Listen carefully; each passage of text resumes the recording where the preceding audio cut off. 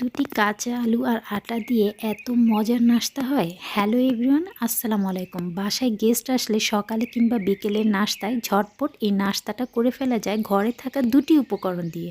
পুরো ভিডিওটা আমার সাথেই থাকবেন। বিসমিল্লাহির রহমানির রহিম।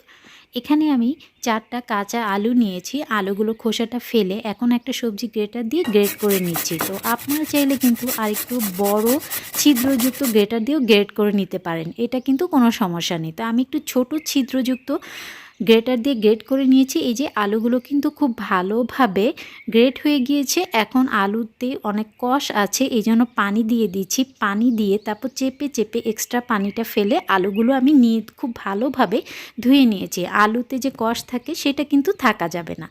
এখন আমি নাস্তাটা করার জন্য একটা প্যানে 1 টেবিল চামচ তেল দিয়ে 1 টেবিল চামচ সাদা তিল দিয়ে দিচ্ছি আর দিয়ে দিচ্ছি কাঁচামরিচ। আপনারা চাইলে এখানে কিন্তু শুকনা মরিচের চিলি ফ্লেক্সটাও দিতে পারেন। আর 1 চা চামচ শুকনা মরিচ গুঁড়া নিয়েছি, হাফ চা চামচ হলুদ গুঁড়া, 1 চা চামচ ভাজা জিরা গুঁড়া, 1 চা চামচ ধনে গুঁড়া।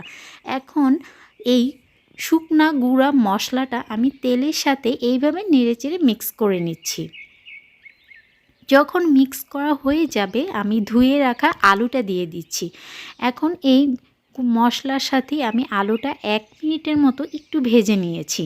এই যে দেখতেই পাচ্ছেন, যখন ভাজা হয়ে যাবে এ পর্যায়ে আমি পানি দিচ্ছি। আমি এখানে 1.5 কাপ পানি নিয়েছি।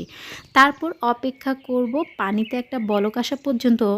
আর আলুগুলো কিন্তু আমি একদম ছোট ছিদ্রযুক্ত গ্রেটার দিয়ে গ্রেট করেছি। আলুগুলো মাত্র 2 থেকে 3 মিনিটের মধ্যে সিদ্ধ হয়ে যাবে। আমি স্বাদ মতো লবণ দিয়ে দিচ্ছি।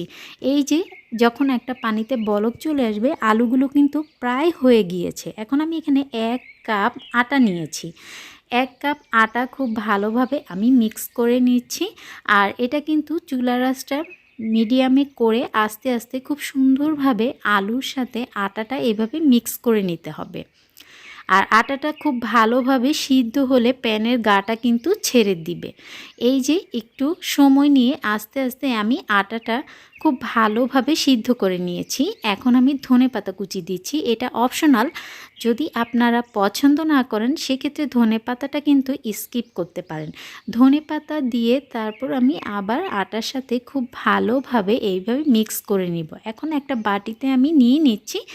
আর এটা কিন্তু অনেক গরম, যখন এটা কুসুম গরমে চলে আসবে তখন আমি এটা খুব ভালোভাবে মথে নিব। অন্যদিকে আমি নাস্তার জন্য হাফ কাপ আটা নিয়েছি আর সামান্য একটু লবণ নিয়েছি। আর এখানে রুম টেম্পারেচার রাখা পানি দিয়ে আমি একটা পাতলা ব্যাটার করে নিব। আর এটা কিন্তু একদম পাতলাই হবে, এটা কিন্তু ঘন হবে না। কারণ আমি নাস্তাটা যখন ভাজবো ভাজার আগে এটাতেই আমি কোট করে নিব। আর এখন আমার এই যে আটাটা কিন্তু হয়ে গিয়েছে। যখন কুসুম গরম হয়ে আসবে এ পর্যায়ে যখন হাতে সহ্য করা যাবে এ পর্যায়ে হাত দিয়ে এইভাবে এক পাশ থেকে ধরে আরেক পাশ এইভাবে আমি মথে নিচ্ছি।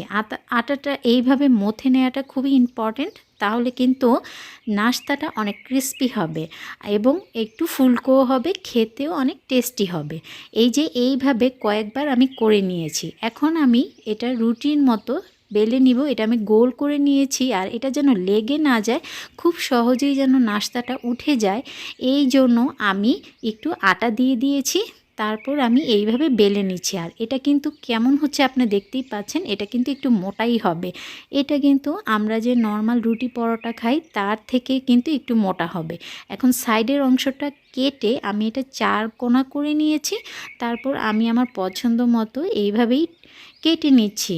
আর নাস্তার শেপটা কেমন হবে এটা কিন্তু একদম আপনার ইচ্ছে, আপনার খুশি, আপনার যেরকম ভালো লাগে আপনি কিন্তু ঠিক সেভাবে করে নিতে পারেন। তারপর আমি একটু এরকম 3 কোনা করে নিচ্ছি। এই যে যখন আমি একটু খোঁচা দিচ্ছি নাস্তাগুলো কিন্তু উঠে যাচ্ছে। সবগুলো নাস্তা কিন্তু আমার একদম রেডি। এখানে আমি কর্নফ্লেক্স নিয়েছি, তারপর হাত দিয়ে এটা একটু ছোট করে নিচ্ছি। পুরো ছোট করব না, যতটুকু সম্ভব হাত দিয়ে করা যায় ঠিক ততটুকুই করে নিয়েছি। সবগুলো নাস্তা যখন আমার বানানো হয়ে যাবে তখন আমি যেই আটার পাতলা ব্যাটারটা করেছি সেটাতে নাস্তাগুলো একবার ডিপ করে তারপর আমি কর্নফ্লেক্সে এইভাবেই গড়িয়ে নিব। হাত দিয়ে চেপে চেপে কর্নফ্লেক্সটা আমি পুরো নাস্তার গায়ে এভাবে গড়িয়ে নিব। আর এটা কিন্তু আপনারা চাইলে কর্নফ্লেক্সে না দিয়েও সরাসরি ভাজতে পারেন, তবে দুটার টেস্ট কিন্তু পুরোই দুই রকম। যখন আপনি কর্নফ্লেক্সে দিয়ে এই নাস্তাটা ভাজবেন তখন কিন্তু এর টেস্টটা অনেক বেড়ে যায়। এখন আমি একটা প্যানে তেল খুব ভালোভাবে গরম করে নিয়েছি, তারপরে একে একে সবগুলো নাস্তা দিয়ে দিয়েছি। আর তেলটা যখন খুব ভালোভাবে গরম করার পরে কিন্তু চুলার আঁচটা আমি একটু মিডিয়ামে করে দিব।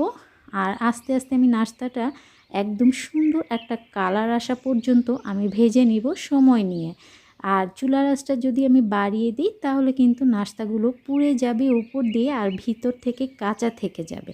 সবগুলো নাস্তা আমি ভেজে নিয়েছি। কাঁচা আলু আর আটার এত মজার মুচমুচে নাস্তাটা আমার একদম রেডি। এখানে আমি একটা সস দিয়ে আজকে এই নাস্তাটা পরিবেশন করব। মেয়োনিজ আর টমেটো সস মিক্স করে নিলেই হয়ে যাবে অসম্ভব মজার। একবার হলেও আপনার বাসায় ট্রাই করবেন এই মুচমুচে নাস্তাটা। সবাই ভালো এবং সুস্থ থাকবেন।